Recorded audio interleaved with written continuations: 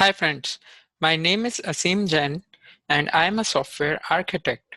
Today we are going to have a look at full stack application development using microservices, and I'm going to use a very awesome tool called as JHipster. So before we move ahead, let's understand what a full stack application is and what our microservices are. So a full stack application is mainly a three-stack based architecture based application wherein you have a browser which renders your HTML, CSS, JavaScript, UI, which have some validations. So if you do some input, it would make changes in the database via application layer.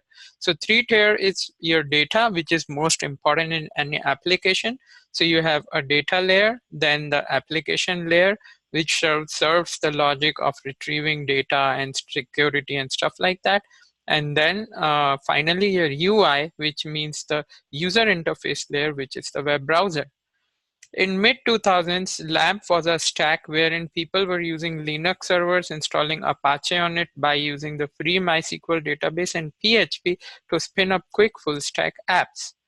As time and technology progressed, in mid-2010s, which the mean stack becomes super popular because of the MongoDB and Node Express AngularJS, wherein the PHP was server-side, Angular is the client-side.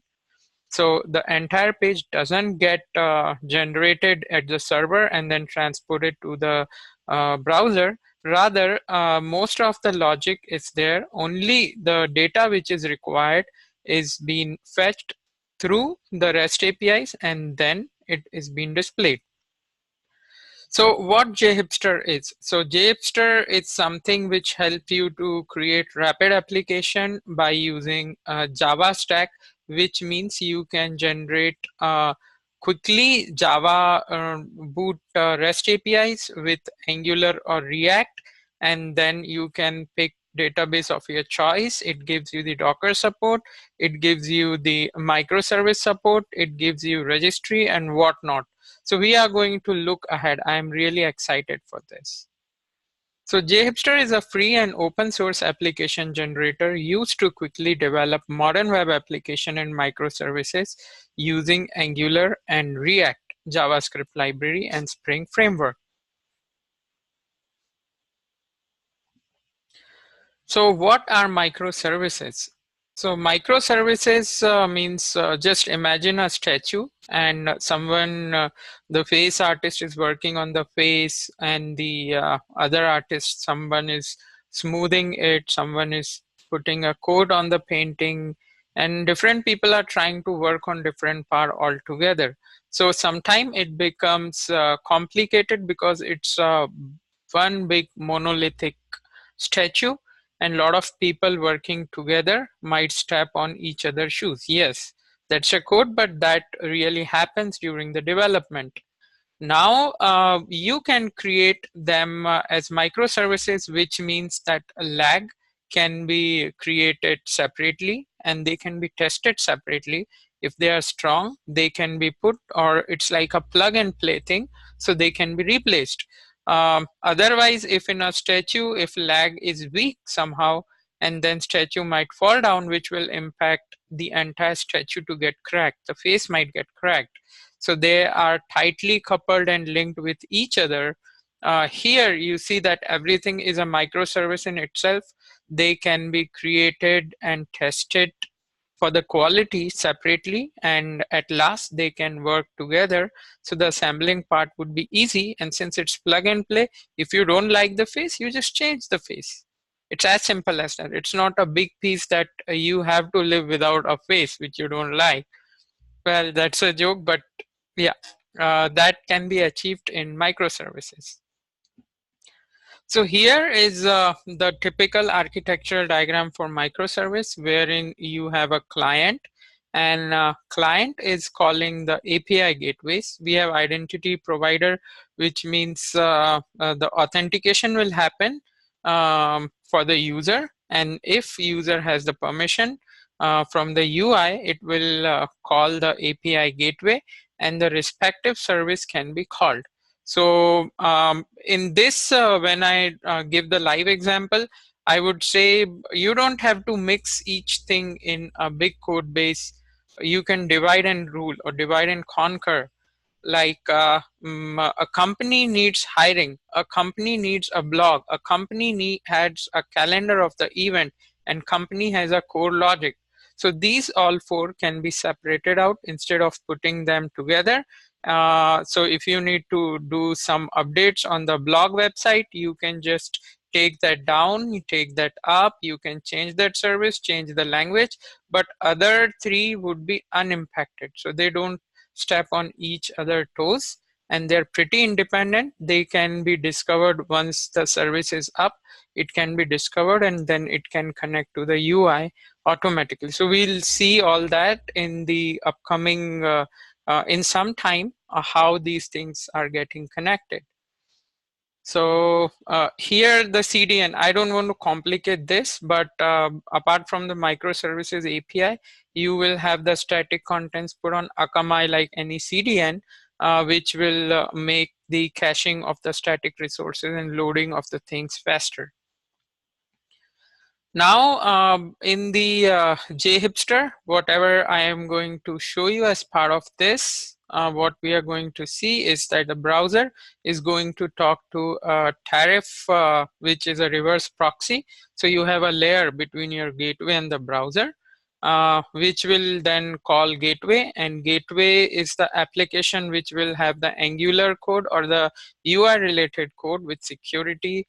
And then based on the functionality, whatever you're calling, the respective microservice, which will be a REST API, will give the respected or the corresponding data. So this is high level picture architectural diagram, wherein the JHipster console will give us everything to monitor it and to see logs and stuff like that. So now's the time for live demo.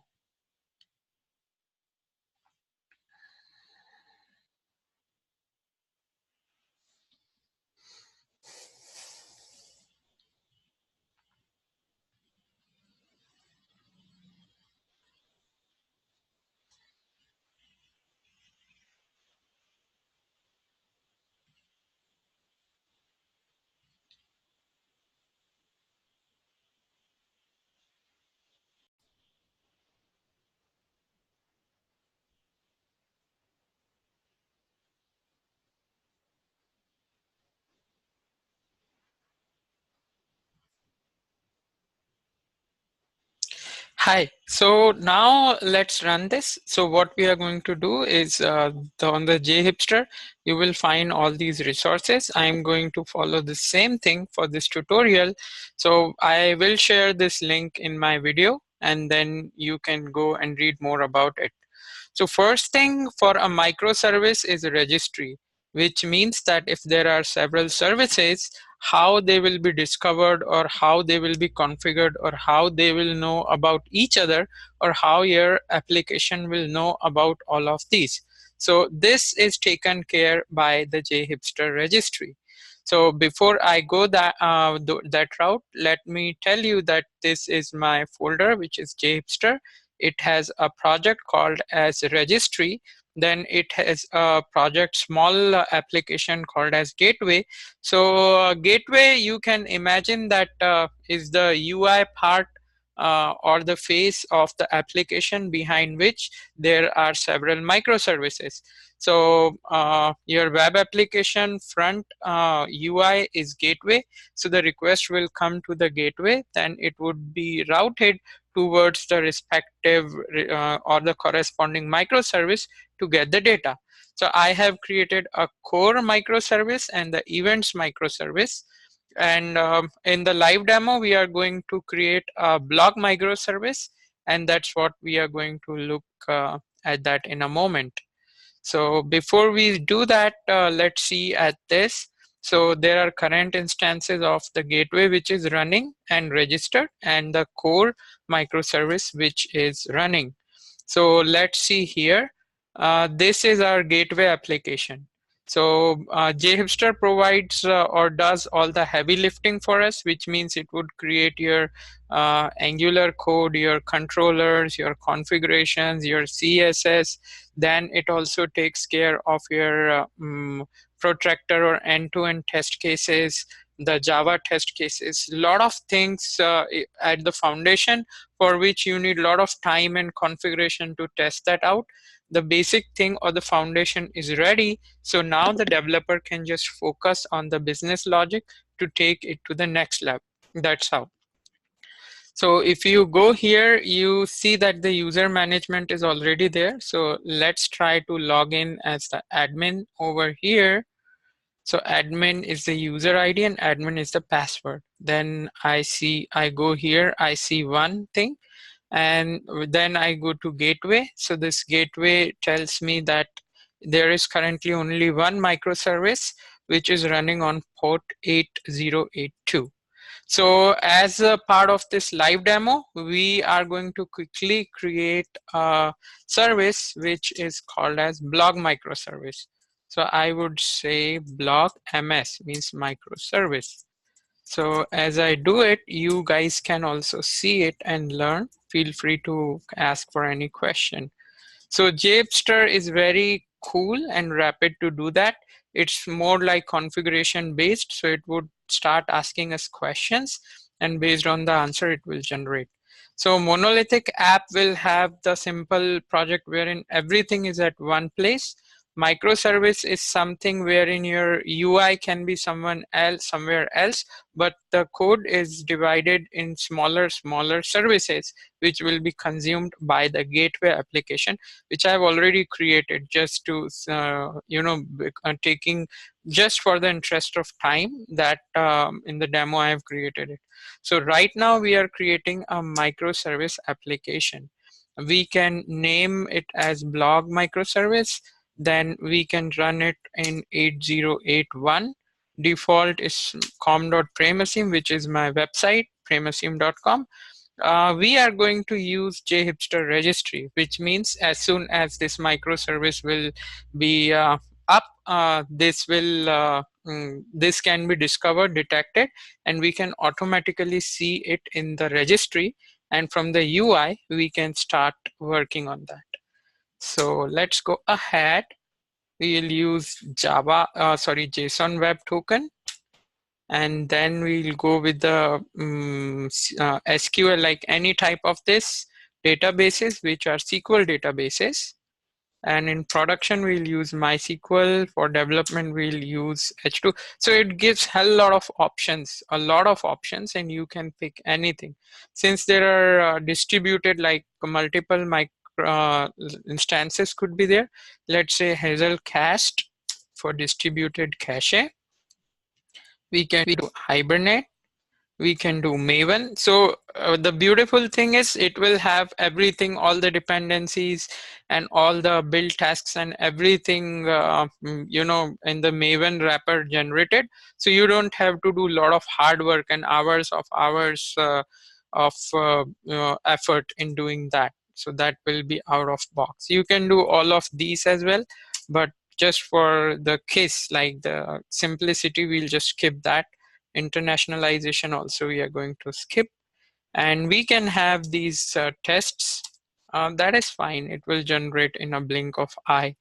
So let's see at the code generated, which is getting generated.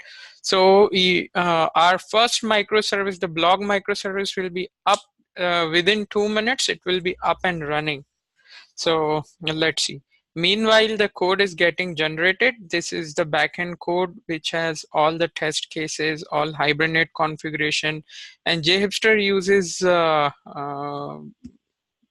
Lucene basically, which also have the database can be like, it is something like the change set, which can be rolled back by virtue of these XML files which are provided by Lucene. So in detail, you can read about it. What does Lucene do? But that's given, and together with the Docker. So coming back here, we will see our blog microservice, which has all the code. It has all the code here and with all the test cases. So this is our Java thing. And then we can look at the domain. So right now we might not have, so let me see, let me get ahead here. So we refresh, nothing is there. Service has been created, but yet not discovered because we haven't turned it on.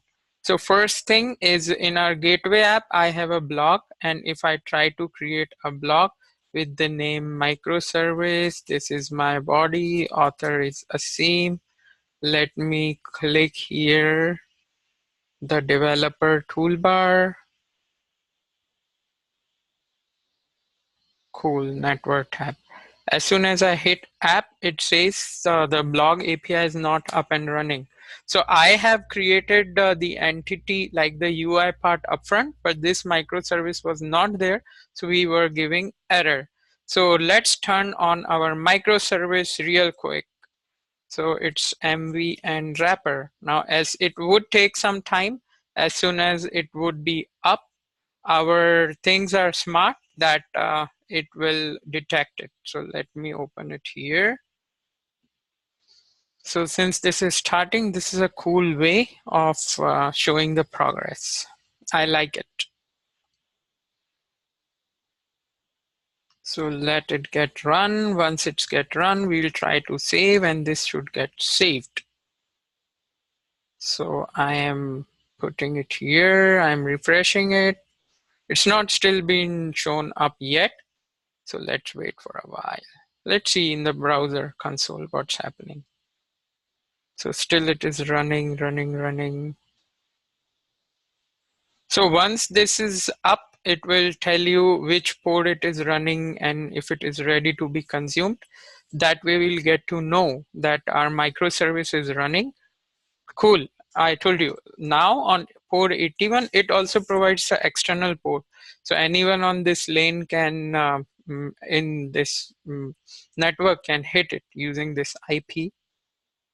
So let's discover.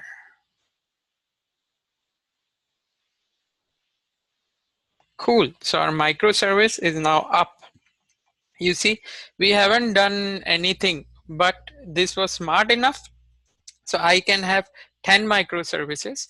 And as soon as the microservice goes down there, this will go down either as well. You can do health check here. What is up, what is not up. And then you can see metrics. This is how the entire thing is looking like. So this is the matrix which speaks about the services statics, time in millisecond. And then the data source statistics, how much memory it's consuming. Well, anyway, let's go to our UI, then we'll come back here. So now what do you feel if I submit this block, microservice demo, is it going to get saved? And the answer is yes. Let me click save. Oops, something went down, something went wrong. Let me refresh this. Okay, so one thing which is, so we have just got our microservice up and running, but we need to import what we say as the entity because the code is not there. So see, I was trying to tell you that the code for the domain block is not there. So how to get that added? So it's also super simple. There is something which is called as JDL Studio, like the JHipster domain language. So I need to create an entity of block, which would look something like this. And then this will come from the microservice, which is called as blog MS. So I can download this. And once I download this, I can import this in the microservice so that it will start working. So let me quickly import this.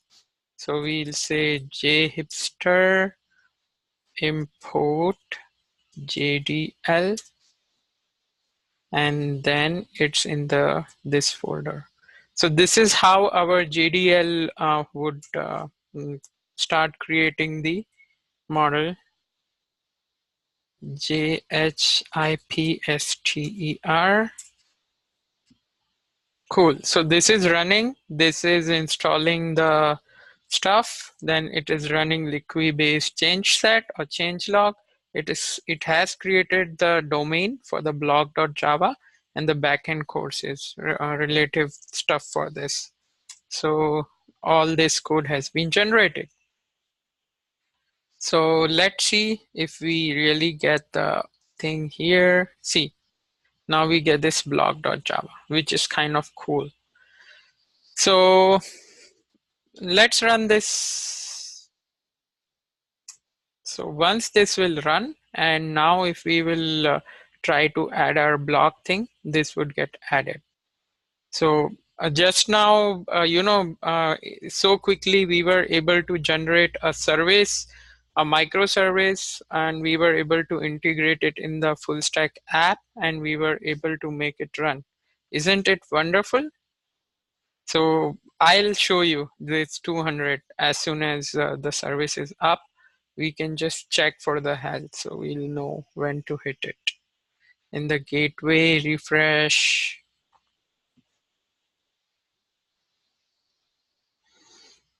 Just bear with me a couple of more minutes and I promise this will be done. Cool. So from here, it's running on 8081. Gateway, get refreshed, detected. Come on.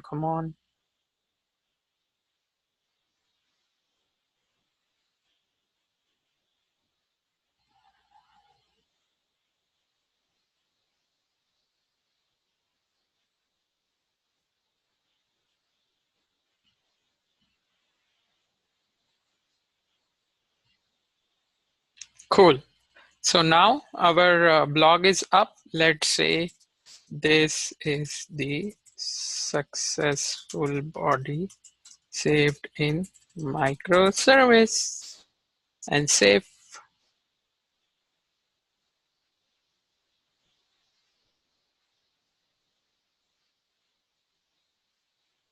Awesome. So see, it did not require anything, and then the things was up and running within this short span of time. So you can do all the CRUD operation, you can view the existing blogs, you can do edit. Once you do edit, you can save this, you can update it. All the CRUD operations are being started. So this is kind of cool. If you have any questions, please feel free to reach out to me. My website or my blog address is here. And I have just published a course on design pattern, learn design pattern with Java. So you can go and find this course. This is kind of cool. This is really interesting. In this course, I have explained about gang of 423 different design patterns. Design patterns are like mm, uh, you build house on mountains and then on sand, and you build different kind of houses for family, for bigger family, so they are different. Same way, each software is very different from another in terms of architecture. So when to use what kind of pattern or based on the requirement is what I have explained with a lot of real life examples, with a lot of animations, with a working code which is in GitHub repository. So you can check out my GitHub repository as well, which is the premasim.com repository. It is mentioned here. I don't know why I just setting this. But it's Prem Asim is my handle for the GitHub. So you can check the code out, and then you can run a lot of courses, projects. For example, I have shown a mini share trading platform, how it runs by using the observer design pattern.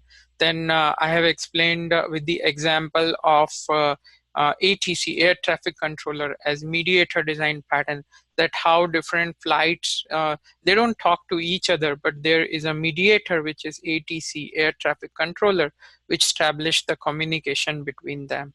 So it's a working, running project. You can run it and then you can learn it as well. because in video I have the step-by-step instructions of how you will run, what are the pros and cons of particular design pattern, and etc. So thanks and see you soon. Bye.